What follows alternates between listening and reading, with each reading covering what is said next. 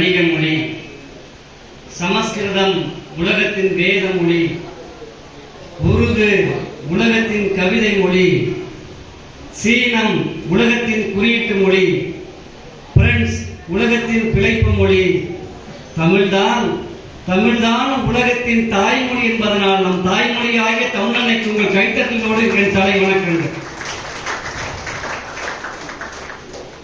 10 நதிகளோடு பழகி நீங்கள் ஒரு நதியாக முடியாது.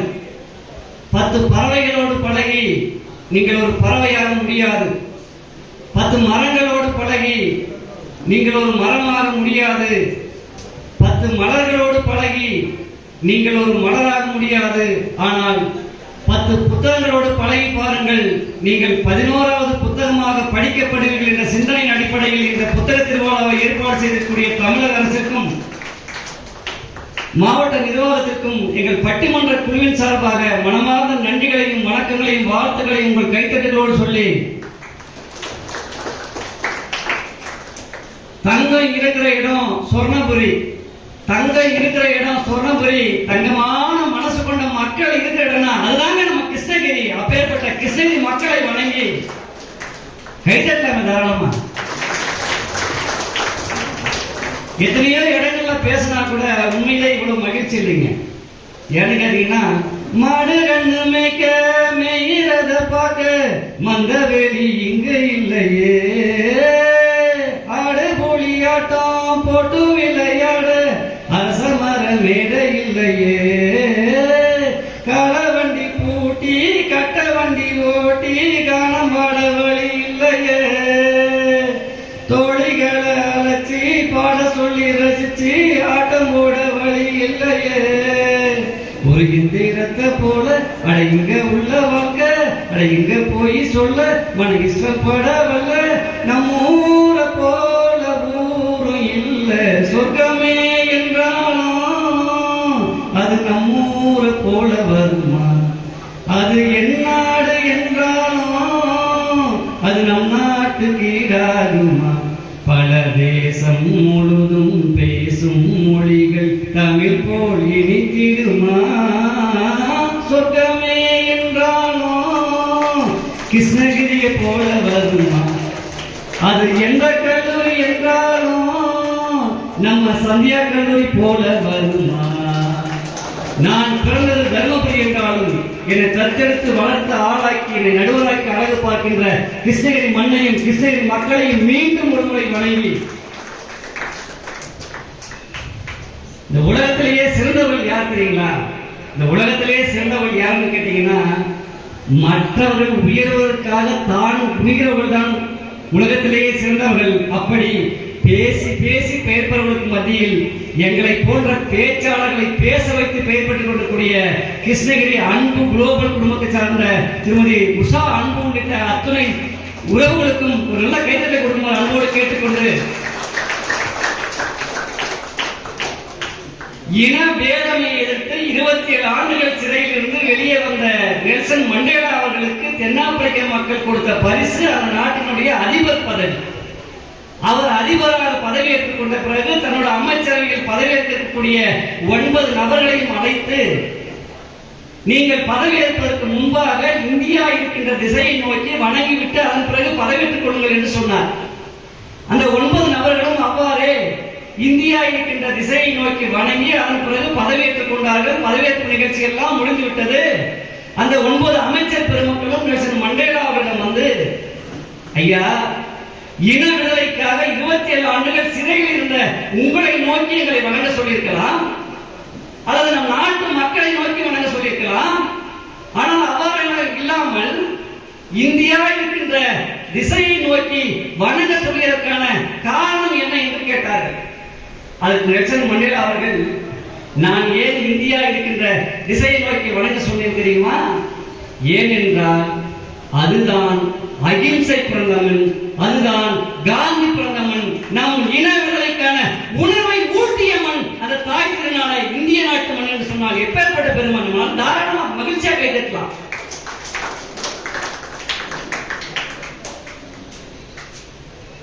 அதாவது கிருஷ்ணகிரிக்கு ஒரு பெருமை, சிங்கத்தை யாரும் கொஞ்ச முடியாது. கைத்தட்டுல கிருஷ்ணகிரி ரசிகர்களை மிஞ்ச முடியாத அளவுக்கு கைத்தட்டு கொடுப்பாங்க.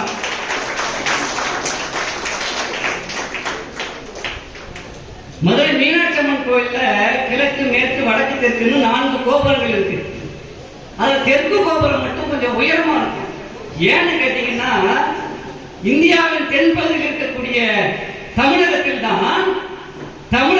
தான் பண்பாடும் கலாச்சாரமும் நாகரிகமும் பழக்க வழக்கமும் இன்னும் ஓங்கி நிற்பதற்கு என்பதற்கு சான்றாகத்தான் அந்த தெற்கு கோபுரம் உயிருக்கு சொன்னார். அப்பேற்பட்ட பண்பாட்டுக்கு சொந்தக்காரர்கள் நாம தமிழ்நாட்டு மக்கள். ஏன் கைத்தட்ட மாட்டாங்க தெரியல. சரி இருக்கட்டும். முத்துராமன் என்ற நபர் ஒரு இந்தியக்காரர், 79 நாடுகள் அவர் வேலை செஞ்சிருக்கார். அப்படி ஒரு நாட்டில் வேலை செய்யும் போது முடிவெட்டதுக்காக போறார்.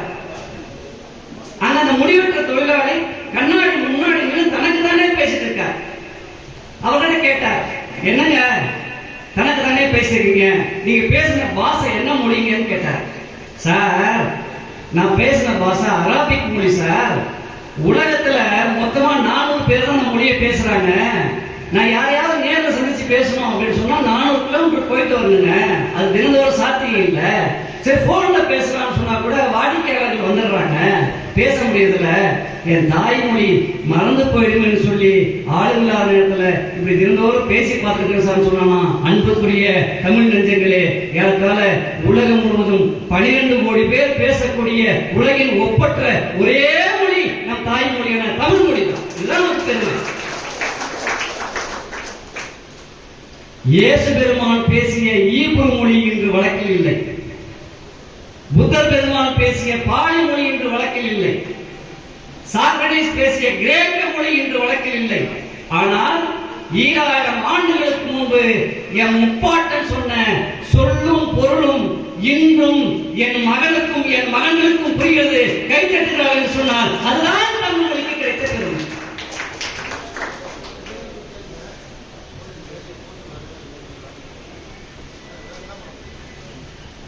அந்த மொழிக்கு பெருமை சேர்க்கக்கூடியவைதான் இந்த இலக்கியங்கள். இலக்கு என்றால் குறிக்கோள், இயம் என்றால் சொல்லுதல். இலக்குகளை விட்டு செல்வதுதான் இலக்கியங்கள். காலத்தின் கண்ணாடிகளாக திகழ்பவைதான் இலக்கியங்கள். ஒரு அமெரிக்காக்காரன் தான் ஊரை தான் ஊர்னு சொல்றான். ரஷ்யாக்காரன் தான் ஊரை தான் ஊர்னு சொன்னான். பிரெஞ்சுக்காரன் தான் ஊரை தான் ஊர்னு சொன்னான். இங்கிலாந்துக்காரன் தான் ஊரை தான் ஊர்னு சொன்னான். ஆனா ஒரு தமிழன் யாதும் ஊரே யாவரும் கேளீர் என்று சொன்னான் என்று சொன்னால் அதுதான் இலக்கியங்கள் நமக்கு கற்றுத்தருகின்ற பாடம். சார், நெல் பயிர் நட்டா நன்கு விளைந்து தலை சாய்ந்து நிற்குது, இப்ப அறுவடை செய்யணும். நாளைக்கு அறுவடை செய்ய போறான். இன்னைக்கு போயிட்டு அந்த நெல் வயல் பக்கத்துல போய் நின்று ஒரு இசையை வாசிக்கிறாங்க. நீங்க கும்கி படத்துல பார்த்திருப்பீங்க. இந்த நெல் அறுவடைக்கு முன்னாடி ஒரு திருவிழா மாதிரி கொண்டாடுவாங்க. கையளவு நெஞ்சத்தில கடலளவு ஆசமச்சான், அளவு ஏதும் இல்ல அதுதான் காதல் மச்சான். நம்ம ஜோரா மண்மையில சேராவிட்டாலும் நினைப்பே போதும் மச்சான். சொய் சொய் சொய் சொய் சொய் சொய் சொய் சொய். அதாவது அந்த மாதிரி இல்லை, தன்னுமை என்ற இசைக்கருவியை இசைக்கிறான். நீங்க கேட்கலாம், சார் நெல்ல அறுவடை செய்யும் போது எதுக்காக சார் ஒரு இசைக்கருவி இசைக்கணும்? நெல் அறுவடை செய்யும் போது அந்த நெல் வயல்ல ஓரறிவு, ஈரறிவு, மூன்றறிவு, 4 அறிவு உயிரினங்கள் இருக்கும். நாங்க நெல் அறுவடை செய்யும் போது எங்க காலில் மிதிப்பட்டு நீங்க இறந்து போயிடுவீங்க, அதனால வேறு பாதுகாப்பான இடங்களுக்கு சென்று விடுங்கள் என்று சொல்லி ஒரு அக்கிரணை உயிருக்கு ஒரு இசையின் மூலம் ஒரு கருத்தை தெரிவித்த மதிநுட்பம் நம் தமிழுக்கு மட்டும்தான் உண்டு. சார், சிட்டுக்குருவிக்கு கல்யாணம் ஆயிடுச்சுங்க. பேராசிரியர் நாகராஜ் நினைக்கிறார், நமக்கு ஏன் நாகராஜ் நிச்சயமா ஆயிடும். சிட்டுக்குருவி, பெண் சிட்டுக்குருவி இப்ப நிறைமாத கர்ப்பிணி, பிரசவத்துக்கு தயாராகிறார். அந்த ஆண் சிட்டுக்குருவி என்ன பண்ணி தெரியுங்களா?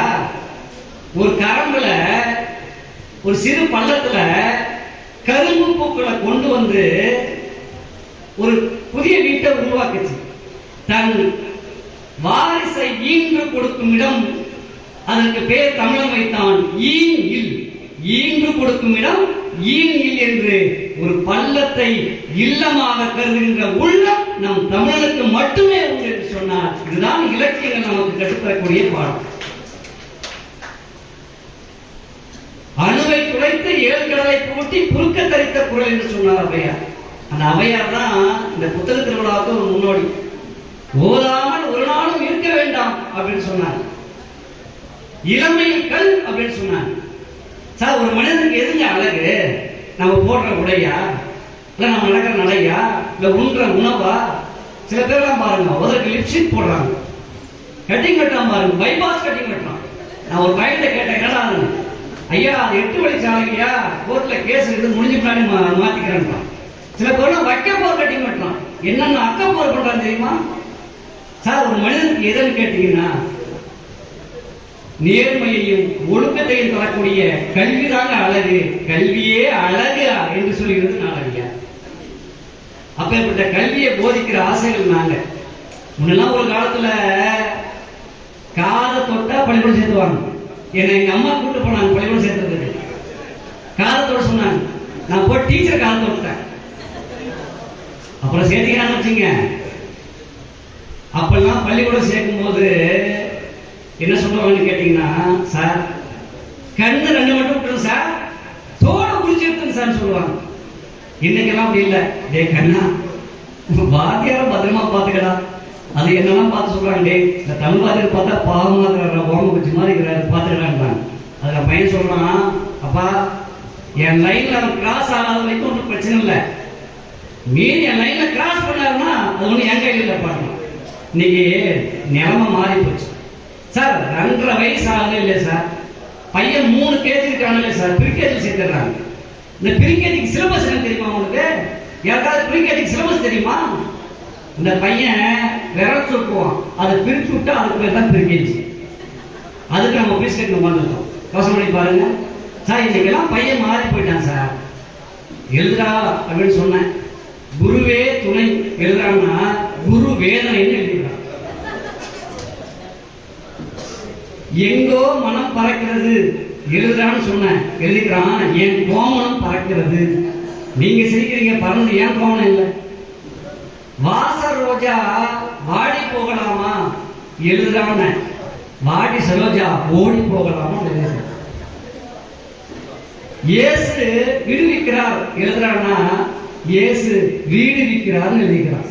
நீங்க நிலைமை பாத்தீங்களா? வாஜர் இல்லாம சார் பலகிற முறை கூட மாறி போச்சுங்க. இன்னைக்கு ஒரு பையன் வெள்ளிக்கிழமை சாயந்தரம் 7 மணிக்கு எனக்கு ஃபோன் பண்ணான், ஐயா உங்க வீட்டில் ஃப்ரிட்ஜ் இருக்காங்க இருக்குதுடாண்ண, ஓடுதுங்கண்ணா ஓடுதுடாண்ண, ஓடிட போது பிடிச்சிங்க சார்னு சொல்லி சிரிக்கிறான்னு ரைடா போனேன். இந்தப்பா இந்த உலகத்திலே நான் ஒரே ஆளை தான் பயப்படுவேன், யார் தெரியுமா? என் பொண்டாட்டி பண்ணுமா. ரைடா போனாங்க வச்சுட்டான்.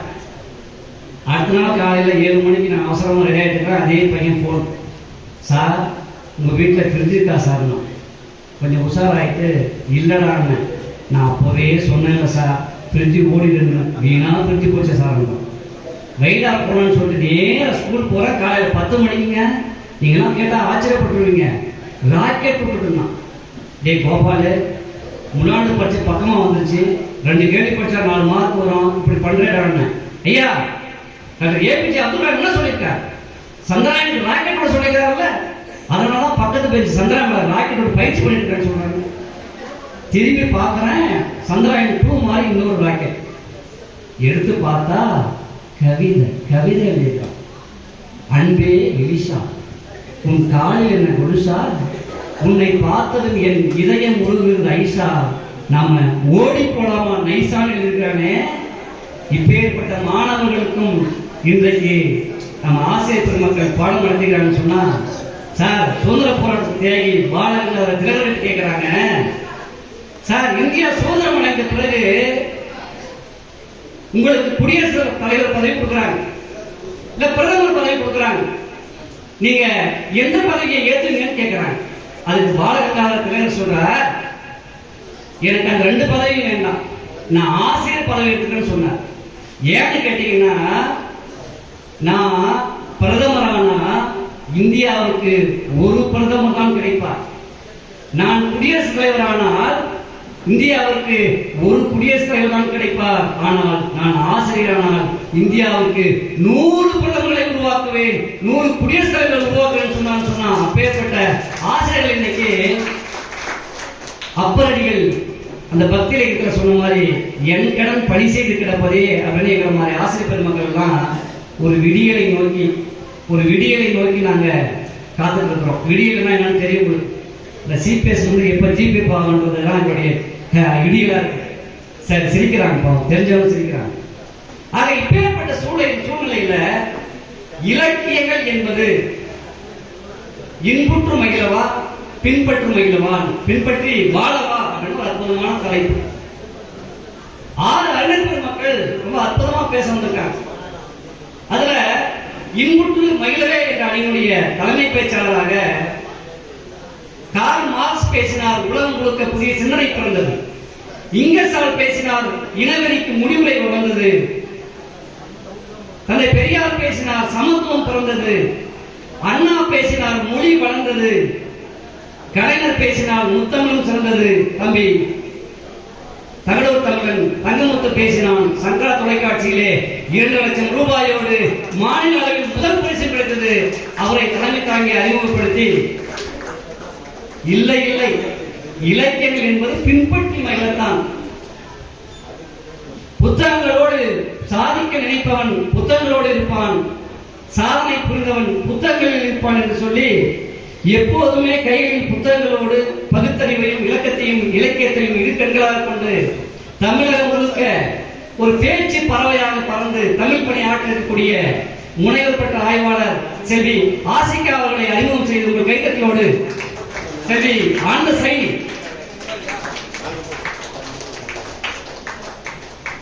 அதை மறுத்து இல்லை இலக்கியங்கள் என்பது இன்புற்று மகிழதான் என்று தன் மழலை மொழியில் கேட்பவர் உள்ளமெல்லாம் கொள்ளை கொள்ளும்படியாக பேசக்கூடிய அற்புதமான பேச்சாளர் செல்வி ஆசிகா அவர்களை உங்கள் கைத்தட்டோடு அறிமுகம் செய்து, ஏன் நான் கைத்தட்டி சொல்றேன் அப்படின்னு உங்களுக்கு கேட்கலாம். எனக்கு ஒரு ராசி உண்டுங்க. நான் பேசும்போதெல்லாம் யாரெல்லாம் கைத்தட்டுறாங்களோ அவங்களுக்கு காலேஜிலும் சரி ஸ்கூல்லையும் சரி அரியர் இருந்தா கூட அடுத்த எக்ஸாம் உடனே பாஸ் ஆயிடும். கட்டுங்க கையை. சார் நான் ஏற்கனவே பாஸ் பண்ணுங்க சார், அடுத்த எக்ஸாம்ல ஃபர்ஸ்ட் கிளாஸ் பாஸ் பண்ணுவீங்க சார். உண்மை. இன்னும் சில பேர் டவுட் இருக்கலாம், சார் நாங்க ஏன் சார் கைத்தட்டணும் சார்? புருஷனை மதிக்காத மனைவி கூட நான் பேசும்போது கைத்து நான் மதிப்பாங்க சார். இன்னைக்கு வீட்டுக்கு போக உங்களுக்கு எவ்வளவு மரியாதை கிடைக்கிறது பாருங்க. தடுங்க கையை. கல்யாணம் ஆம்பளை கைத்தட்டு. ரொம்ப சிறப்பு. இல்லை இலக்கியங்கள் பின்பற்றி வாழவே என்று அறிவியலையும் ஆசிரியர் பணியையும் இரு கண்களாக கொண்டு ஒரு சமுதாய பணியை சிறப்பாக செய்து வரக்கூடிய மதிப்பிற்குரிய நம்ம மாவட்டத்துடைய பெருமைக்குரிய ஆசிரியர் திரு அம்பேத்கர் அவர்களை அறிமுகம் செய்து இன்புற்று மகிழவே என்ற அணியினுடைய இறுதி பேச்சாளராக பர்கூர் பல் தொழில்நுட்ப கல்லூரியில் கௌரவ விரிவுரையாளர் பணியாற்றிக் கொண்டு இந்த மாதிரி பேச்சரங்களில் பேசி ஒரு நல்ல பொண்ணா பார்த்து முடிச்சிடலாம்னு சொல்லி பேச வந்திருக்கக்கூடிய செல்வன் கேசவன் அவர்களை அறிமுகம் செய்து, விசில் பறக்குதுன்னா ஆள் ரெடி பண்ணார். இல்லை இலக்கியங்கள் என்பது பின்பற்றி வாழதாங்க, எப்படி இன்புற்று மகிழ முடியும் என்று சொல்லி இலக்கியம், இலக்கணம், ஆன்மீகம், சித்த மருத்துவம், சமுதாயப்படி என்று அத்துணை துறைகளிலும் கால் பதித்து ஒரு அன்பின் உருவமாக பணிவின் வடிவமாக வாழ்ந்து வரக்கூடிய ஜெயம் கல்லூரியின் தமிழ் துறை தலைவர் பேராசிரியர் செல்வன் நாகராஜ் அவர்களை அறிமுகம் செய்து, முதலாவதாக இலக்கியங்கள் என்பது இன்புற்று மகிழவே என்ற அணியினுடைய தலைமை பேச்சாளர் தங்கமுத்து அவர்களை அழைத்து என் தொடக்க உரையை இதோடு நிறைவு செய்கிறேன். உங்கள் கைத்தட்டோடு நன்றி, வணக்கம்.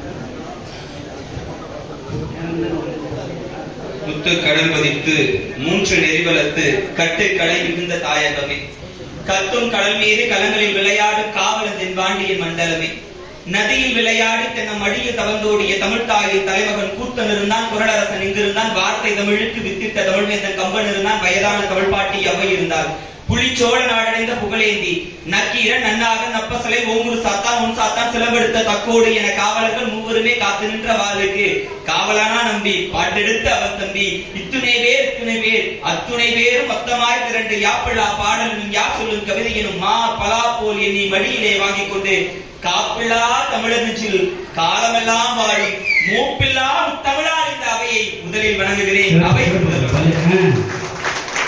நடுவர் அவர்களே, தமிழை வணங்கியாச்சு. இவ்வளவு நேரம் ஒரு 4 வரியா உட்கார்ந்துட்டு உங்களுக்காக ட்ரை பண்ணி ஒரு 4 வரி எழுதி. நடுவர் அவர்களே, நீங்க ஸ்பீடாக பேசுவதிலே ஒரு ஹீரோ ஹோண்டா, இனிக்க பேசுவதிலே ஒரு இனிப்பு அண்டா, சுட சுட கருத்துக்களை தருவதிலே நீங்கள் ஒரு போண்டா. உங்களை போல் நடுவர் இந்த உலகத்திலே உண்டா? ரெக்கார்ட் பண்ணி வச்சுக்கிட்டு ஸ்டேட்டஸ் வைங்க, எல்லாரும் பார்த்துக்கிட்டு. ஐயா, இந்த வார்த்தையெல்லாம் தீர்ப்பு எங்க பக்கம் வர வரைக்கும் தான். அப்படி மாறி போச்சு, வார்த்தைகள் எல்லாம் திரும்ப பெறப்பட்டுவிடும். அப்ப உங்களுக்கு கல்யாணம் ஆகுதுப்பா. ஐயா, ஆகக்கூடாதுன்னு நானும் நினைக்கிறேன். சரி, பேசுங்க. ஒரு கவிஞன் எழுதினாங்க, புத்தக திருவிழாக்களிலே புத்தகங்கள் மனிதர்களை வேடிக்கை பார்த்து கொண்டிருந்தது. ஆனா நிச்சயமா சொல்றேங்க, கிருஷ்ணகிரியில இந்த புத்தக திருவிழாக்களில புத்தகங்கள் வேடிக்கை பார்க்கவில்லை, அந்த புத்தகங்களை எல்லாம் பார்த்து படித்து நேசித்து இன்புற்று வாழும் இந்த மக்களை பார்க்கும் போது எனக்கு அகமகிழ்ந்து போகிறேன். அப்படிப்பட்ட மக்களுக்கு என்னுடைய முதற்கண் வணக்கத்தை நான் தெரிவிக்கிறேன். இலக்கியங்களை கற்பது இன்புற்று மகிழவா அல்லது பின்பற்றி வாழவாங்கிறதுதான் தலைப்பு. நிச்சயமா நடுவர் அவர்களை இப்படி சொல்றேனே, நயன்தாராவை பார்த்து ரசிக்கலாம், கூட வாழ முடியுமா? நிச்சயமா முடியாது. அந்த மாதிரிதான் இலக்கியங்களை படித்து அகம் மகிழலாமே தவிர அதை அப்படியே பின்பற்றி வாழ முடியுமானா நிச்சயமா முடியாது. நடுவர் அவர்களே, ஒண்ணும் இல்லைங்க, சங்க காலத்துல இலக்கியம் குறுந்தொகை சொல்லுச்சு. என்ன சொல்லுச்சு? ஒரு காதலன் காதலி 2 பேர் இருக்காங்க. ஒரு தும்பிய புடிச்சுக்கிறான் காதலன் தலைவன். ஒரு தும்பிய புடிச்சுக்கிட்டு, தும்பியே நீ எத்தனையோ பூக்கள்ல போய் தேன் எடுத்திருப்ப, எவ்வளவோ பூக்களினுடைய வாசனையை பார்த்திருப்ப, அந்த வாசனையை விட ஏன் தலைவியின் கூந்தல்ல வர வாசனை இந்த உலகத்துல அந்த பூவினாவது இருக்குதா அப்படின்னு சொல்ற ஒரு இலக்கியம். கொங்குதே வாழ்க்கை அஞ்சரை தும்பி காமம் செப்பாது கண்டது மொழியுமோ அப்படின்னு சொல்ற. சரி, இது அப்படியே நம்ம வாழ்க்கையில பயன்படுத்தணும்னு வச்சுக்கோங்க. யோசிச்சு பாருங்க, கற்பனை. நான் காதலிக்கிறேன் நடுவர்களே, சும்மா காசுன்னு சொல்ற, காதலிக்கிறேன். சரி, ஒரு தும்பியை பிடிச்சு வச்சுக்கிட்டு, தும்பியே நீ எவ்வளவோ பூவை பார்த்திருப்ப, எவ்வளவோ பூக்களை ரசித்திருப்ப, என் காதலியுடைய கூந்தல்ல இருக்கிற வாசனை மாதிரி இந்த உலகத்திலேயே எங்கேயாவது இந்த மாதிரி பார்த்திருக்கியான்னு சொன்னா கீழ்பாக்கத்துல அட்மிஷன் போட்டுருவாங்க. கண்டிப்பா அட்மிஷன் பக்கத்திலேயே உங்களுக்கு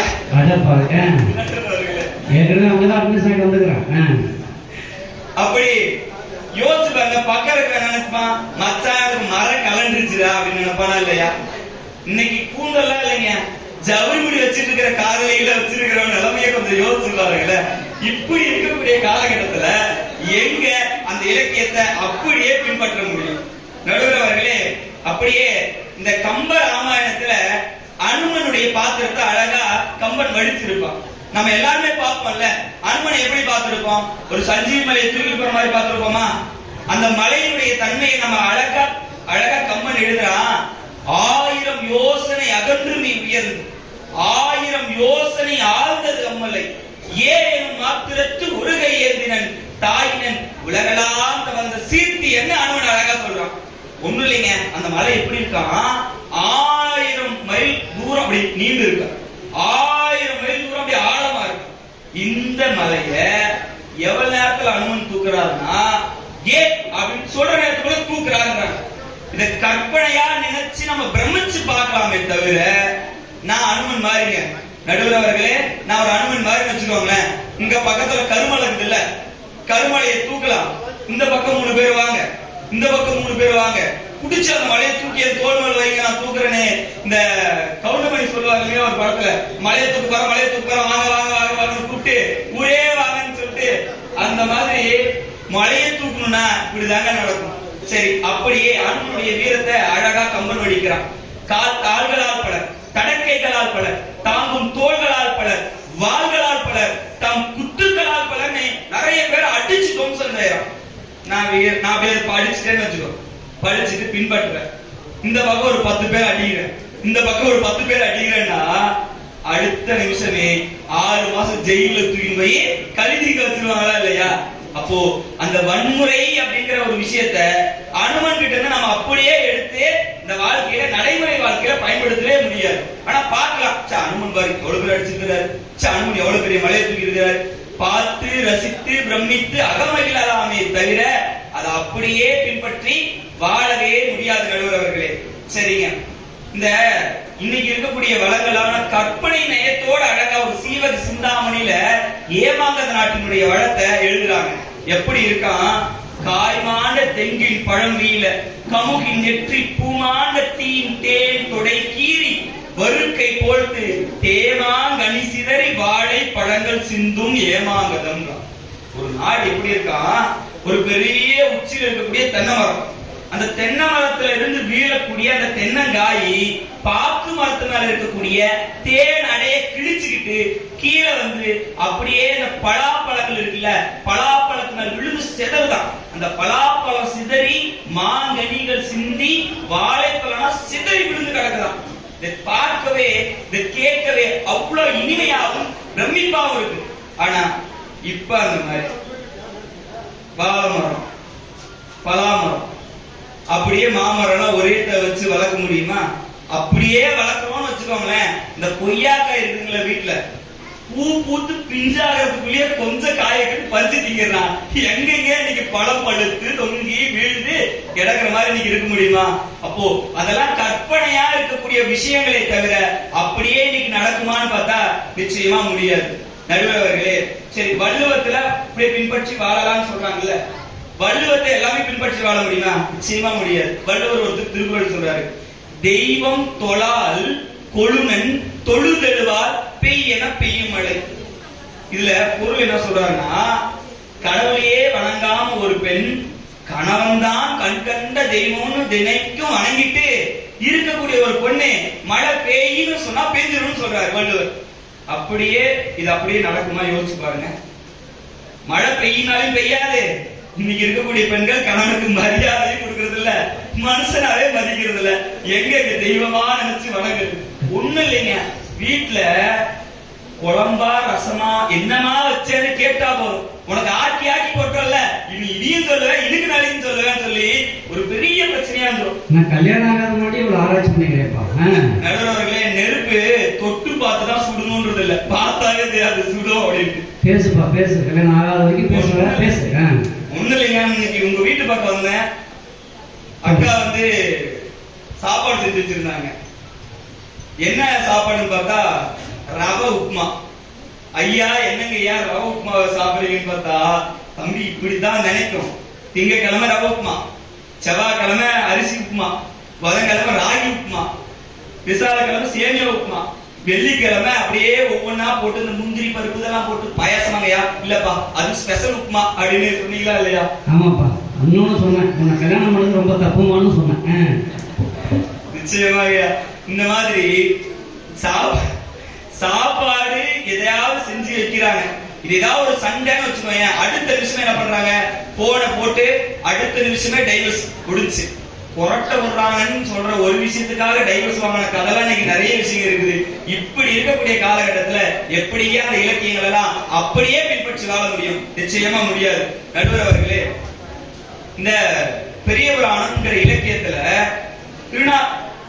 ஒரு நாயனாருடைய வரலாறு வந்து சொல்றாங்க. எப்படி இருக்காங்கன்னா, கணவன் மனைவி போற சண்டை வெளியவே தெரியாம வாழ்றாங்க. சரி, இவர் வந்து ஒரு தப்பு பண்ணிட்டு வர்றாரு. தப்பு பண்ணிட்டு வந்த உடனே திருநீலகண்ட நாயனார்கிட்ட இந்த அம்மா சொல்லுது, எம்மை தீண்டுவீராயும் திருநீலகண்டம்னு சொல்லிடுச்சு. இவரு இதை என்ன சொல்றாரு, எம்மை என்றதனால் மற்ற மாதாதமையும் எந்த மனத்தினும் தீண்டு என்றார். 20 வயசுல இருந்து 60 வயசு வரைக்கும் அயலறியா வண்ணம் ஒரு குடும்பத்துல நடக்கக்கூடிய பிரச்சனை வெளியே கூட தெரியாத அளவுக்கு வாழ்ந்தார்கள் ஒரு வரலாறு சொல்லுது இல்ல. அது அப்படியே இன்னைக்கு நடக்குமா? நிச்சயமா இல்லைங்க. ஒரு சின்ன சண்டைன்னு வந்துட்டா கூட அப்படியே அடுத்த நிமிஷம் அப்பா அம்மா வீட்டுக்கு போய் போலீஸ் கூட்டாட்டு வந்து வக்கீல கூட்டு வந்து டைவர்ஸ்ல முடிஞ்சு இன்னைக்கு அடுத்தடுத்து இப்படி போயிட்டு இருக்கக்கூடிய காலகட்டத்துல எப்படிங்க இலக்கியங்கள் அப்படியே படிச்சு இன்னைக்கு நடைமுறை வாழ்க்கையில நடக்கிறாங்கன்னு நான் சொல்ல முடியும்? நிச்சயமா இந்த இலக்கியங்கள் இருக்கக்கூடிய கற்பனை, பிரமிப்பு, நாம நினைச்சு பார்க்க முடியாத விஷயங்கள் எல்லாம் இன்னைக்கு தமிழ் இலக்கியங்கள் நிறைய விஷயங்கள் சொல்லப்படுது. அதெல்லாம் படித்து அகம் மகிழலாமே தவிர அதை அப்படியே பின்பற்றி வாழ முடியாதுன்னு சொல்லிட்டு நடுவர் அவர்களை இறுதியா அப்படி சொல்லி முடிக்கிறேன். சிலப்பதிகாரத்துல பாண்டிய மன்னன் ஒருத்தர் இருந்தாரு. தப்பா நீதி வழங்கிட்டேன்னு சொல்லி நாண்டுகிட்டு செத்து போயிட்டாரு. நீங்களும் அப்படியே இலக்கியத்தை பின்பற்றிதான் வாழணும்னு தவறா தீர்ப்பு வழங்கிட்டீங்கன்னா இலக்கியத்துல வர மாதிரி நான் சொல்லல. நன்றி, வணக்கம்.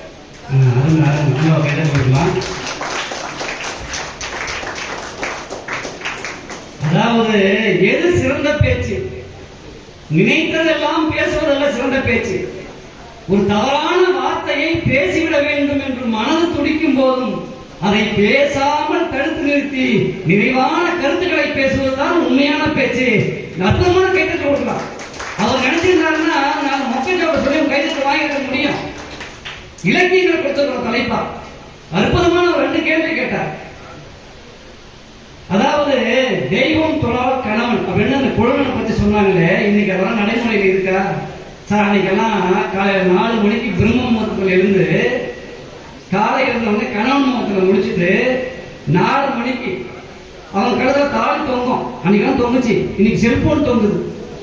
அந்த தாலியை எடுத்து முதல்ல கணவனுடைய காலை தொட்டு கும்பிட்டு அந்த தாலியை எடுத்து வச்சுக்கின்னு போய் குளிச்சுட்டு தலைக்கு குளிச்சுட்டு சமையல் செஞ்சு கணவனுடைய மனசு கோணாம பரிமாறுவாங்க. அன்னைக்கெல்லாம் கண்ணதாசன் சொன்னான், ஆட்டிலும் குளித்தேன், சேட்டிலும் குளித்தேன், காட்டிலும் பறந்தேன், கல்லிலும் மறந்தேன், ஊற்று புனலில் ஒளியினை கண்டேன், மாற்று பொண்ணிலும் ஆசனை பார்த்தேன், கட்டது கோடி பார்த்தது கோடி சேர்த்தது என்ன சிறந்த அனுபவம் என்று சொன்ன கண்ணதாசன் சொன்னா, உண்ணும் அழகை பார்த்திருப்பாயே, உறங்க வைத்தே விழித்திருப்பாயே, கண்ணை இமை போல் காத்திருப்பாயே, காதல் கொடியே கண் மலர்வாயே, பாலும் பலவும் கைகளில் ஏந்தி பவளவாயில் புன்னகை சிந்தி கோலமயில் போல் நீ வருவாயே, கொஞ்சம் கிளியே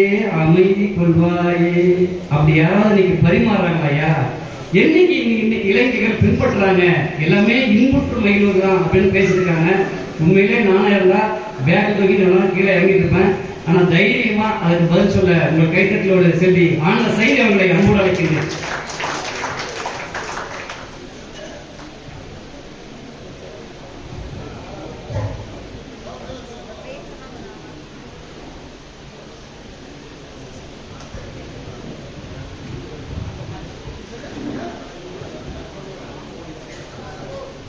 சார் மைக்கை வந்து பாருங்க சார்.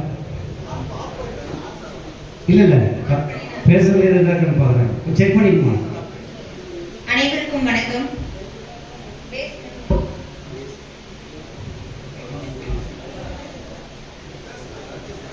காந்தல், ஆம்பல், அனிச்சம், குவளை, குறிஞ்சி, வெற்றி, செங்கோடுவேரி, தேவாம்பு, மடிச்சினை, குந்துள், கூவிலம்பு, எருளம்பு, சுள்ளி, கூவிரம், படவளம், வாகை, பைனி, வாணி, வேரல், சூரல், எருவை, சிறுவிளை, கருவிலம், குடவம், குரசம், பசுபடி, மகரம், காய, ஆவிரை, சிறுபுளை, குருநரகண்ணி, குறிகளை, முல்லைப்பூ, மருதம்பூ, நெய்தல்பூ, பாலைப்பூ, தில்லைப்பூ, திலங்கம்பூ, மாம்பூ, கோங்கம்பூ, பாதை மலர், சிறுகங்காலி மலர், கஞ்சக்குலை, குடவம்பூ, வாழைப்பூ, வள்ளிப்பூ, தாழைப்பூ, தலகம்பூ, ஞாழல்பூ, பவழ்பூ, கொகுடி, சேடல், செம்மண், செருவி, அதிரல், செண்பகம், கரத்தை, கோடல், கைதை, வளை, காஞ்சி, கருக்குவளை, பாகர், மரமம், தடக்கம், இலவம், ஈங்கை, அடுப்பம், ஆகி, அவரை, கொன்றை, பகன்றை, பிண்டி, பிளாசம், வஞ்சிப்பூ, பிச்சிப்பூ, கருநொச்சிப்பூ, தும்பை, துளாய், தோன்றி, நந்தி, நரவம், பாரம், வீரம், புன்னாகப்பூ, புன்னைப்பூ, குறுக்கத்திப்பூ, ஆரல்பூ, காண்மைப்பூ, வேங்கைப்பூ, புழகுப்பூ, இருவாசிப்பு. இந்த 99 வகையான தமிழ் மலர்களோடு சேர்த்து அன்பு என்கின்ற மலரையும் இந்த அரங்கத்தில் கூறி நடுவர் உள்ளிட்ட ஒட்டுமொத்த அமைப்பும் என்னுடைய அன்பார்ந்த வணக்கங்களை தெரிவித்துக் கொள்கிறேன். நடுவர் அவர்களே, நீ வந்த பிறகு நிறைய பேர் முடிஞ்சிருந்தவங்க எழுந்து கொண்டிருக்கிறாங்க. பேசுமா. நடுவர் அவர்களே, இலக்கியங்களை படிக்கிறது இன்புற்று மகிழவா இல்ல பின்பற்றி வாழவா இதான தலைப்பு. என் தம்பி வந்ததுல இருந்து வெறும் கல்யாண பேச்சுவார்த்தையாவே இருக்கு நடுவர் அவர்களே. என்னமா பண்றது, மனசுக்கு தானே பேச முடியும். நடுவர் அவர்களே, நயன்தாராவும் சங்க இலக்கியமும் ஒன்னா போச்சு பாருங்க எங்க தம்பிக்கு. அது மட்டும் இல்லாம என்னமா அப்படி சொல்றீங்க? அத்தி வரதே 40 வருஷத்துக்கு ஒரு முறை வரவரே நயன்தாரா கூட செல்ஃபி எடுத்து போட்டாங்கன்னு சொன்னா நாடு அப்படிதான் இருக்கு. நடுவர் அவர்களே, தம்பி சொன்னாப்ல இப்பெல்லாம் வந்து தம்பிக்கு ஆதரவா நீங்களும் சொன்னீங்க, நீங்க கல்யாணம் பண்ணிட்டீங்க. சொல்லாதீங்கம்மா, நான் ஒண்ணு நீங்க பேசினாலும் சேஞ்சர் போடுவேன், அவங்க பேசினாலும் சேஞ்சர் போடுவேன். நான் ஒரு சேஞ்சர்மா பேசுங்க. வீட்டுல வந்து இன்னைக்கு குழம்பு ரசம் எல்லாம் வச்சா கேள்வி கேட்க முடியுதா அப்படிங்கறதெல்லாம் கேட்டாங்க. நடுவர் அவர்களே, அதே இலக்கியங்கள் தான் சமத்துவத்தை சொல்லிக் கொடுத்தது. அதனாலதான் இன்னைக்கு நிறைய வீட்டுல பெண்கள் சமைக்கிற மாதிரி ஆண்களும் சமைக்க கத்துக்கிட்டாங்க. இப்ப எங்க தம்பி அதுக்கான ட்ரைனிங் பீரியட்ல இருக்கிறாப்புல. இன்னும் 3 மாசம் கழிச்சு கல்யாணம். அதை மட்டும் மேடையில சொல்லாம நம்பி போய் உட்காந்துட்டு பேர் எனக்கு வருத்தமா இருக்கு நடுவர் அவர்களே. வாழ்க்கையே ஒரு அனுபவம் தான் நடுவர் அவர்களே. அதை இலக்கியம் ரொம்ப அழகா சொல்லும். கண்ணதாசனுடைய கவிதையில பிறப்பின் பின்னது யாதனை கேட்டேன், பிறந்து பாரனை இறைவன் படித்தான். படிப்பன சொல்வது யாதனை கேட்டேன், படித்து பாரனை இறைவன் படித்தான். அறிவிடப்படுவது யாதனை கேட்டேன், அறிந்து பாரனை இறைவன் படித்தான். அன்பிடப்படுவது யாதனை கேட்டேன், அழித்து பாரனை இறைவன் படித்தான். பாசம் என்பது எதுவனை கேட்டேன், பகிர்ந்து பாரனை இறைவன் படித்தான். மனையான் சுகவெளியில் யாதனை கேட்டேன், மணந்து பாரனை இறைவன் படித்தான். பிள்ளை என்பது யாதனை கேட்டேன், பெற்று பாரனை இறைவன் படித்தான். முதுமை என்பது யாதனை கேட்டேன், முதிர்ந்து பாரனை இறைவன் படித்தான். வறுமை என்பது யாதனை கேட்டேன், வாடி பாரனை இறைவன் படித்தான். இறப்பின் பின்னது யாதனை கேட்டேன், இறந்து பாரனை இறைவன் படித்தான். இறைவனே, ஆண்டவனே, இப்படி அனுபவித்தேதான் அறிவது வாழ்க்கை எனில் ஆண்டவனே நீ ஏன்தான் என்றேன். ஆண்டவன் அருகில் வந்து அமைதியாக சொன்னான், அந்த அனுபவமே நான் தான் என்றார். இப்படி வாழ்க்கையில ஒவ்வொன்றும் நடக்குது அப்படின்னா அதெல்லாம் அனுபவமா நம்ம எடுத்துக்கணும் அப்படின்னு சொல்லி கொடுத்தது இலக்கியம் தானே. இதை படிச்சுட்டு அப்படியே ரசிச்சுட்டு போயிட முடியுமா?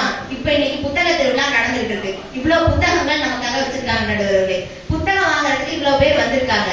வந்து புத்தகத்தை காசு கொடுத்து வாங்கி வீட்டுல கொண்டு போய் வச்சு படிச்சு அதை ரசிச்சுட்டு மட்டும் விட்டுருங்க அப்படின்னு யாராவது சொல்லுவாங்களா? வீட்டுல இருக்க பெற்றவங்க பிள்ளைங்களை கூப்பிட்டு வந்தா என்ன சொல்லுவாங்க நடுவர்களே? நல்ல படிச்சு நல்ல கருத்துக்கள் எல்லாம் எடுத்து வச்சுக்க, அதுபடி வாழ்றதுக்கு முயற்சி செய்யும். நடுவர்களே, பின்பற்றி மகிழ்ன்றதுனால, பின்பற்றி வாழ்றதுனால நம்ம வாழ்க்கை மட்டும் இல்லாம நம்ம சுத்தி இருக்க எல்லார் வாழ்க்கையும் நல்லா இருக்கும் அப்படிங்கறதுதான் நடுவர்களே உண்மை. நடுவர்களே, நீங்க துவக்க உரையிலேயே ஆசிரியர் மாணவருடைய உறவை பத்தி ரொம்ப அழகா சொன்னீங்க. மேடையிலேயே நிறைய ஆசிரியர்கள் தான் நடுவர்களே, நீங்க உட்பட. உங்களுக்கே தெரியும் இன்னைக்கு ஆசிரியருடைய வேலை எவ்வளவு கஷ்டமா இருக்கு அப்படின்னு சொல்லிட்டு. ஒரு காலத்துல எல்லாம் ஆசிரியர் வராங்க அப்படின்னா பிள்ளைங்க 10 பேர் இருந்தாங்கன்னா அப்படியே பயந்து போயிடுவாங்க. இன்னைக்கு என்ன நிலைமைன்னு அப்படியே நினைச்சு பாருங்களேன். பிள்ளைங்க 10-15 பேர் சேர்ந்து வராங்கன்னு வச்சுக்கோங்க.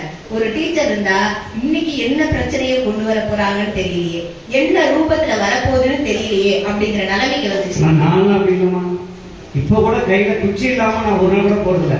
ஏன் தெரியுமா? என் பாதுகாப்பு. நடுவர் அவர்களே, அதுல ஒரு பையன் பாட்டு பாடுறான். அரிய சென்னை தூது வந்தது, அது செமஸ்டர் என்னும் வடிவில் வந்தது, பாஸ் என்று நான் நினைத்தது இன்று அரியராக மாறிவிட்டது. கடைசி 2 வரி நோட் பண்ணிக்கங்க நடுவர் அவர்களே. எழுதுங்கள் என் கல்லறையில் என் பேப்பரை திருத்தியவர் இரக்கம் இல்லாதவர் என்று, பாடுங்கள் என் கல்லறையில் என் பேப்பரை திருத்தியவர் மனமில்லாதவர் என்று அப்படின்னு சொல்லி பாடுறாங்க நடுவர்களே. ஆனா ஆசிரியர் மாணவர் உறவுங்கிறது எப்படிப்பட்ட உறவு? ரொம்ப அழகான உறவுங்க. இந்த உலகத்திலேயே நம்மளை விட ஒரு உயரத்துக்கு ஒரு மனுஷன் வரானா எல்லாருமே பொறாமைப்படுவாங்க. ஆனா என்னை விட வசனத்துக்கு வரணும், நானே அண்ணாந்து பாக்குற நிலைமையில தான் என் பிள்ளை இருக்கணும்னு நினைக்கிறதா நடுவர்களே ஆசிரியர் மாணவர் உறவு. அப்படிப்பட்ட உறவினுடைய மேன்மையை இன்னைக்கு இலக்கியங்கள் தானே எடுத்து சொல்லிட்டு இருக்கு. நடுவர் அவர்களே, உள்ளலின் உடையார் உண்ணவும் வரியார் உருவசி உணர்ந்து வெந்துயிரார், வல்லலே நெஞ்சம் வருந்தவும் படுவோம் கட்சிதை நிலைத்திருந்தோரும், எல்லலே உள்ளம் எரிகின்ற துணவும் என்கின்றதை செய்வேன் அந்தோ கொல்லலை உணவும் தரிக்கையில் இருந்த குறையெல்லாம் தவிர்த்தருள் என்றாய் என்ற வரிகளுக்கு சொந்தமான வள்ளலார் என்ன சொல்லியிருக்காருன்னா, வெயிலுக்கு ஒதுங்குற மிச்சத்தை அழிக்காத, மரத்தை அழிக்காத, மரத்தை அழிக்கிறதும் ஒரு மனுஷனை அழிக்கிறதும் ஒண்ணுதான் அப்படின்னு சொல்லியிருக்காரு. எதிரணி மாதிரி இலக்கியத்தை படிச்சுட்டு ரசிச்சுட்டு விட்டுட்டு போயிடலாம்னா அப்புறம் என் மரம் நடுறதுக்கு யார் நடுவர் அப்படி இருப்பாங்க? நம்முடைய கிருஷ்ணகிரி மாவட்டத்துல அறம் விதை அறக்கட்டளை என்ற குழு எல்லா பள்ளிக்கும் எல்லா கல்லூரிகளுக்கும் போயிட்டு அந்த இலக்கியத்தை பின்பற்றி வச்சிருக்காங்க. கேட்டது கொடுக்கலாம். அந்த அமைப்புக்கு நல்ல அருமையான கேட்டு கொடுக்கும். அந்த அமைப்புல மேடையில இருக்க எல்லாருமே கொஞ்ச நாள்ல சேர போறாங்க அப்படிங்கிற விஷயத்தையும் நான் சொல்லிக்கிறேன் நடுவர் அவர்களே. எதிரணி உட்பட சேர போறாங்க அப்படிங்கறத நான் சொல்லிக்கிறேன் நடுவர் அவர்களே. நடுவர் அவர்களே, ஒரு கேள்வி கேட்கணும். சொல்லுங்கம்மா. மேடையில மெஜாரிட்டி என்ன நிறத்துல இருக்கும் அப்படிங்கறத தெரிஞ்சுக்கணும் நடுவர் அவர்களே. ஆமாம்மா சொல்லுங்க. இல்ல, என்ன நிறத்துல நடுவர் அவர்களே இருக்கணும்? கல்யாணம் அதிகமா இருக்காங்களா, மாநிலமா இருக்கும் அதிகமா இருக்காங்களா? கல்யாணம் ஆனது கேள்வி கேட்டாலே எனக்கு மயக்கம் வரணும். அதுக்கு முன்னாடி தெளிவா தான் இருந்தேன். சரி நடுவர் அவர்களே, நான் என்ன நிறத்துல இருக்கேன்? நீங்க ரொம்ப அழகா தமிழ்நாட்டுக்கு பிடிச்ச கருப்பு நிறமா இருக்கீங்க. நடுவர் அவர்களே, கருப்பு நிறம்னா அசிங்கம், வெள்ளைனா அழகு அப்படின்ற ஒரு போலியான ஒரு வார்த்தைகள் இந்த உலகத்தை சுத்தி சுத்தி வந்து அப்படியே எல்லோருடைய மனசையும் ஒரு தாழ்வு மனப்பான்மைக்குள்ள கொண்டு போடுச்சு. வைரமுத்து எழுதின கருவாச்சி காவியம் அப்படிங்கிற புத்தகத்துல அந்த கருப்பினுடைய மேன்மையை சொல்லுவாங்க. அப்ப கருவாச்சினுடைய கருப்பை பத்தி சொல்லும் பொழுது அழகு கருப்பு, அம்சமான கருப்பு, நவாப்பழ தோல்ல மினுமினுன்னு ஒரு மின்னல் அடிக்குமா இல்லையா, அப்படி கண்ணுக்கு குளிர்ச்சியா ஒரு கருப்புன்னு சொல்லுவாங்க. கருப்பு என்பது தமிழனுடைய அவமானத்தின் நிறம் அல்ல, அது அடையாளத்தின் நிறம். அதனால நீ கஷ்டமே படாத, புறத்தோற்றத்தை பத்தி ஒண்ணுமே கிடையாது, நம்ம மனசை பொறுத்துதான் எல்லாமே இருக்கு அப்படின்னு சொல்லி கொடுத்தது இலக்கியங்கள் தானங்க. அதை படிச்சுட்டு ரசிச்சுட்டு அந்த சைடு போயிட்டா கருப்பெல்லாம் அசிங்கம்னு பேசதான் செய்வாங்க. அதை பின்பற்றி வாழ்ந்தாதானே நடுவர் அவர்களே உண்மை எது அப்படின்னு நமக்கு தெரியும். முகநக நட்பது நட்பென்று நெஞ்ச தகனக நட்பது நட்பு அப்படின்னு சொல்லி வள்ளுவர் சொல்லியிருக்காரு. என்னதுக்காக சொன்னாரு? முகம் மலர்ற மாதிரி நட்பு கொள்றது நட்பு இல்லைங்க, அகம் மலர நட்பு கொள்றதுதாங்க நட்பு அப்படின்னு சொல்லிட்டு. ஏன்னா ஒருத்தருக்கு ஆக்சிடென்ட் ஆயிடுச்சு, ஏதோ ஒண்ணு ஆயிடுச்சு அப்படின்னா சத்தத்தோட வந்தா அவங்க சொந்தக்காரங்க, தேவைப்படுற ரத்தத்தோட வந்தா அவன் தான் நண்பன் அப்படிங்கிறது இந்த உலகத்துல இருந்துட்டு. அப்படி இருக்கும் பொழுது இன்னைக்கான அந்த நட்பினுடைய மேன்மையை எத்தனையோ இலக்கியங்கள் எடுத்து வச்சுட்டு இருக்கு. குறுந்தொகை பாடல்ல நட்பினுடைய மேன்மையை நோமுறு நோய் நிலை நுவலத்திற்றிலன் ஊமரின் மனத்தடை எண்ணி விமிலன் அப்படிங்கிற வார்த்தை சொல்லுது. அதுக்கான பொருள் என்ன அப்படின்னா, நம்ம மனசுக்குள்ள 1000 போராட்டம் இருக்கும். மனசுனாலே போராட்டம் தானே, அது வேற விஷயம். மனசுக்குள்ள 1000 போராட்டம் இருக்கும். நம்மளாம் நினைச்சிட்டு இருக்கோம் அழுகைக்கு பின்னால மட்டும்தான் வலி இருக்கும்னு. அது கிடையாது. பலருடைய புன்னகைக்கு பின்னாலும் சொல்ல முடியாத வலியும் துரோகமும் இழப்பும் ஏக்கமும் இருக்கத்தான் செய்யும். அப்படி இருக்கும் பொழுது அந்த மன போராட்டங்களுக்கு ஒரு உளவியல் மருந்தாளரா யார் இருப்பானா, நம்ம ஃப்ரெண்ட் இருப்பான்னு சொல்லி குறுந்தொகை பாடல்ல சொல்லுங்க அப்படின்னா அதை வெறும் இன்புற்று மகிழ்ந்துட்டு போயிட முடியுமா நடுவர்களே? பந்தம் என்ன, சொந்தம் என்ன, போனா என்ன, வந்தா என்ன, உறவுக்கெல்லாம் கவலைப்பட்ட ஜென்மம் நான் இல்லை. பாசம் வைக்க தேசம் வைக்க தோழன் உண்டு வாழ வைக்க, அவனை தவிர உறவுக்காரன் யாரும் இங்கில்லை. உள்ள மட்டும் தானே உசர கூட தானே, என் நண்பன் கேட்டா வாங்கி கேட்டு சொல்லுவேன். நடுவர்களே, நட்பையும் கற்பையும் ஒன்றாக மதிக்கின்ற இளைய சமூகம் இன்னைக்கு வந்துச்சு. அவங்க எல்லாம் வச்சுட்டு இந்த மாதிரி இன்புற்று மகிழ்றதுக்கு மட்டும்தான் இருக்கு அப்படிங்கறத நம்மளால சொல்ல முடியாது நடுவர்களே. இப்ப இங்க மேடையில நிகழ்ச்சி நடந்துகிட்டு இருக்கு. அன்பு குளோபல் குடும்பம் சார்பாக நடந்துட்டு இருக்கு. இந்த மேடை எல்லோருக்கும் எப்படிப்பட்ட மேடைன்னு எனக்கு தெரியாது. இது நான் தத்தி தவழ்ந்து எழுந்து நடந்த எனக்கு உணர்வு ரீதியாக என்னோடு இடைப்படுகிற ஒரு மேடை. BA முதலாம் ஆண்டு இளங்கலை தமிழ் இங்க சேர்ந்து BA இங்கதான் முடிச்சேன், MA இங்கதான் முடிச்சேன், MPhil இங்கதான் முடிச்சேன், முனைவர் பட்ட ஆய்வாளராக வெளிக்கல்லூரியில இருந்துட்டு இருக்கேன். எல்லா பேச்சு போட்டிகளிலும் கலந்து கொள்வதற்கான வாய்ப்பை கொடுத்த மேடை இந்த மேடை. இந்த மேடையில இதே அரங்கத்துல ஒரு தினஸ் நிகழ்ச்சி நடந்தது நடுவர்களே. இதுக்கெல்லாம் நமக்கு இன்னைக்கு உடல் அளவுல இருந்தாலும் இல்லை என்றாலும் உள்ளத்தளவுல நம்ம கூடலாம் இருந்துட்டு இருக்க அன்பு அண்ணா, அன்பு குளோபல் குடும்பத்தினுடைய தலைவர் 133 மாணவிகளை வைத்து 1330 குடல்களை காலையில 10 மணில இருந்து 5 மணிக்குள்ள 7 மணி நேரத்துல வரைந்து சாதனை படைத்த அரங்கம் தான் இந்த அரங்கம். அவர் சார்பாகத்தான் இன்னைக்கு நிகழ்ச்சி நடந்துருக்கு.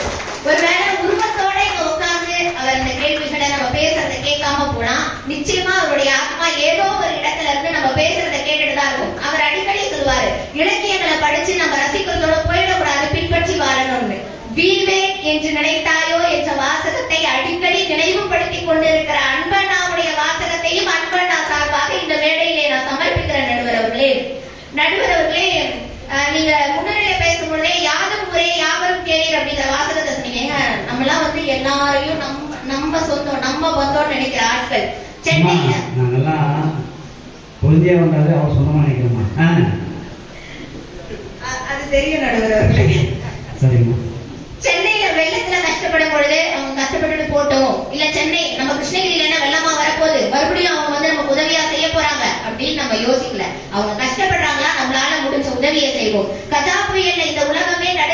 போது நம்ம போய் உதவி செஞ்சாங்க.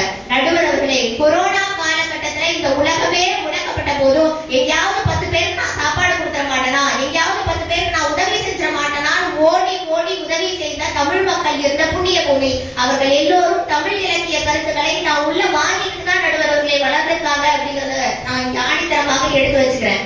நல்லத்துவனார் சொல்வாரு, பிறர் துன்பத்தை தன் துன்பமாக கருதி உதவணுமா.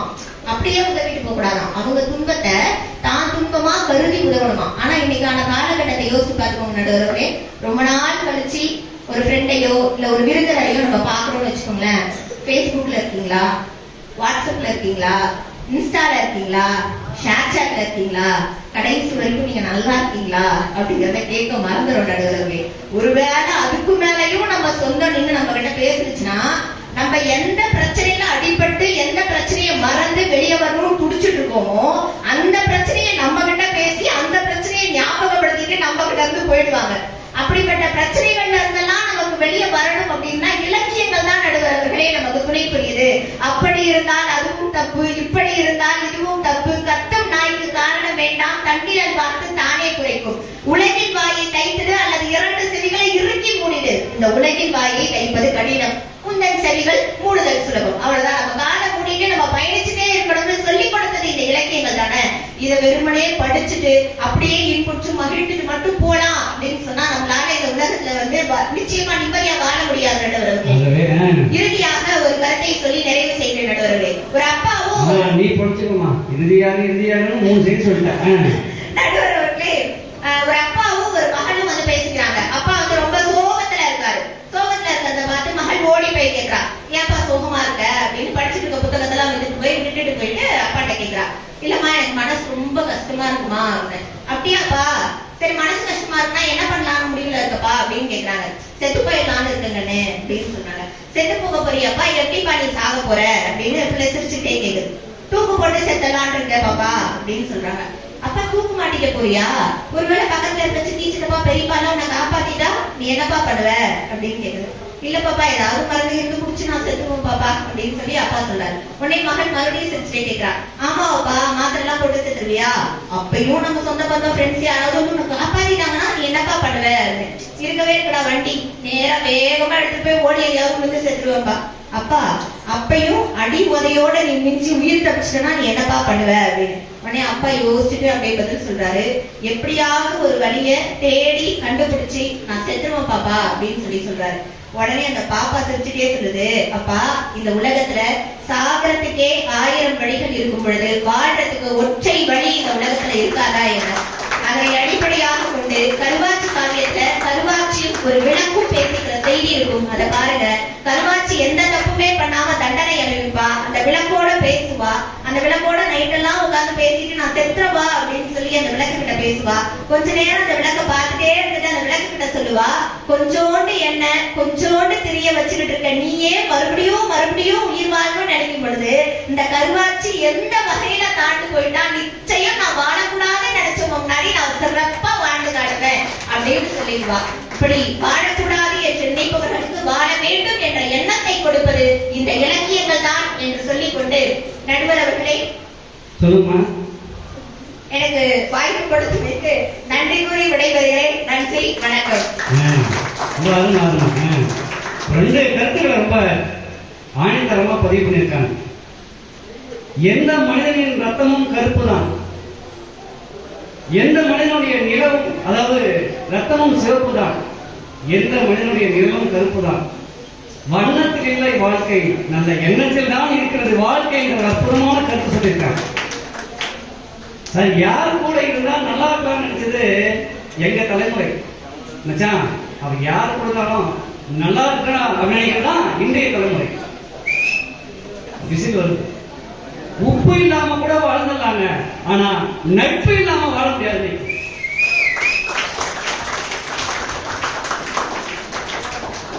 கண்களில் கண்ணீர் வரும்போது துடைப்பதில் நல்ல நட்பு, கண்ணீரே வராமல் தடுப்பதுதான் நட்பு. சிறகுகள் கிடைத்தால் பறப்பதில் நட்பு, சிலுவை கிடைத்தாலும் சேர்ந்தே சுமப்பதுதான் நட்பு. அறிவுமதி அவர்கள் பாடலாசிரியர் அற்புதமான கருத்து சொல்லியிருக்கார். ஒரு பெண் சொல்ற மாதிரி நான் என் காதலனோடு பேசிக் கொண்டிருந்தேன், என் தாவணி விலகியது.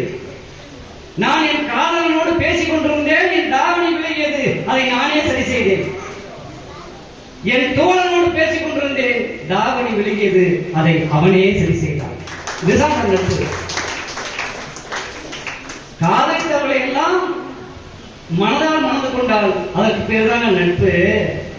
தமிழ்நாட்டில் ஒரு முக்கியமான பிரச்சனை, ஜல்லிக்கட்டுக்கு வந்தபோது இளைஞர்கள் எல்லாம் ஒன்னா சேர்ந்து வாடி வாசல் திறக்கும் முறை நாங்கள் வீடு வாசலுக்கு போவதில்லை என்று சொல்லி மெரினாவிலே குவிந்து அத்தனை நாள் இரவு பகலாக இருந்த போதும், அத்தனை பெண்கள் அத்தனை ஆண்கள் இருந்த போதும் ஒரு சிறு தவறு கூட நடக்காமல் கண்ணியத்தோடு இது தமிழ்நாட்டிலே நடந்து கொண்டால் என்று சொன்னால் அகநக நட்பது நட்பன்று நட்பே நட்புன்னு சொன்ன அந்த நட்பு இன்னைக்கு பின்பற்றலையா அப்படின்னு கேட்டிருக்காங்க. அவங்களுக்கு ஒரு நல்ல கைத்தலை கொடுக்குமாறு கேட்டுக்கொண்டு அதுக்கெல்லாம் பதில் சொல்ல குட்டி தங்கச்சி ஆசிகா அவர்களை அன்போடு அழைக்கின்றேன். கைத்தலாமே.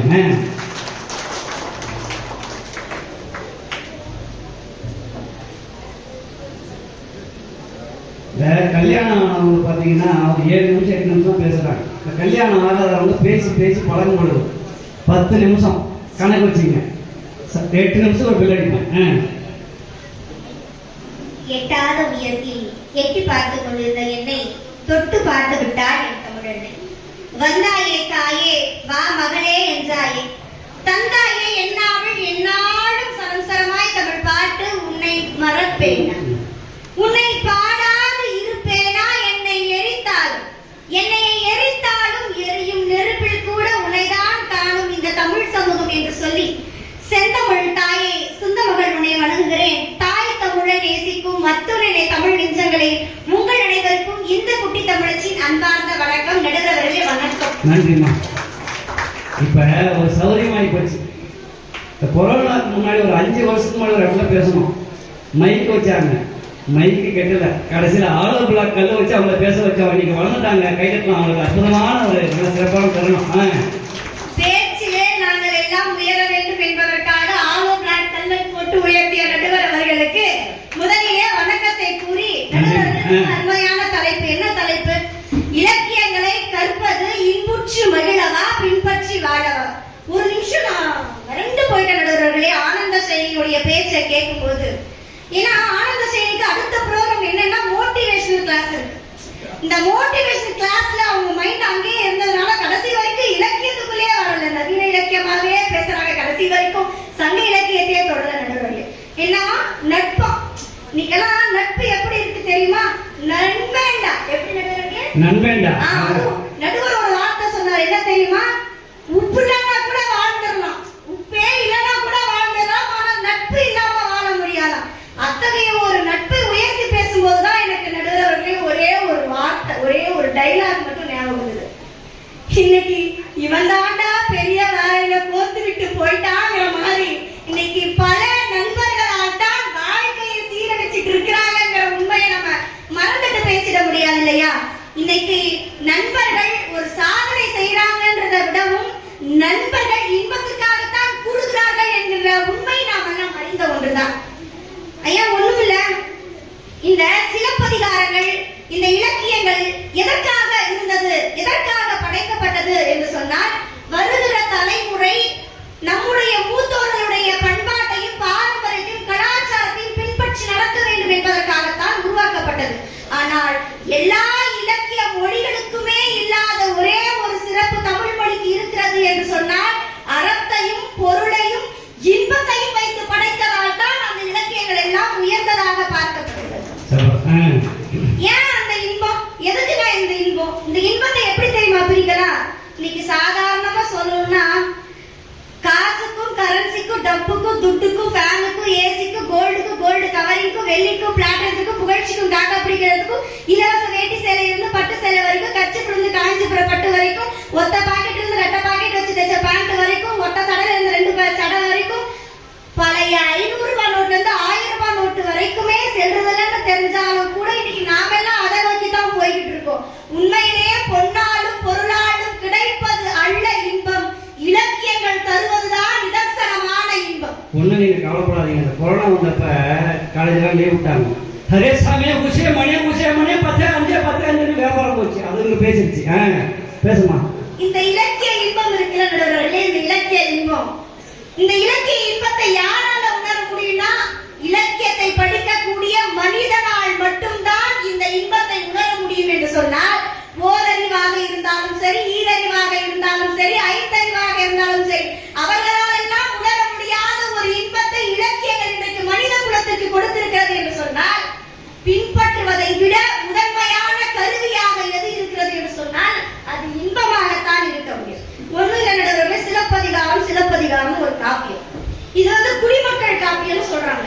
இந்த குடிமக்கள் காப்பியம் எதை முன்மொழிகிறது என்று சொன்னால், அங்கே கற்பினுடைய மேன்மையும் அறத்தை நிலைநாட்டுவதுமாகத்தான் அதனுடைய இலக்கியத்தினுடைய நோக்கமாக இருக்கு.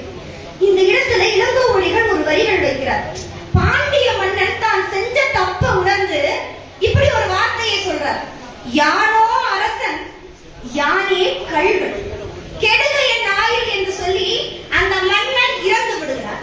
இந்த வரிகள் மட்டும் படிக்கும் பொழுது நமக்கு துன்பமாகத்தான் உணர முடிகிறது. ஆனால் இந்த வரிகள் மட்டும் இல்லையெனில் அந்த காப்பியமே அடையாளம் இல்லாமல் போயிருக்கும் என்று சொன்னார். ஏனென்றால் துன்ப வரிகளில் கூட அறத்தை முன்னிறுத்தி படிப்பவர்களுக்குள் ஒரு இன்பத்தை வைக்கக்கூடிய மேன்மை நிறைந்ததுதான் இலக்கியம் என்று சொன்னார். அதனால்தான் நாங்கள் சொல்ற இலக்கியத்தை படிப்பது எங்களுக்கு இன்பத்தை தரக்கூடியதாகத்தான் இருக்கு.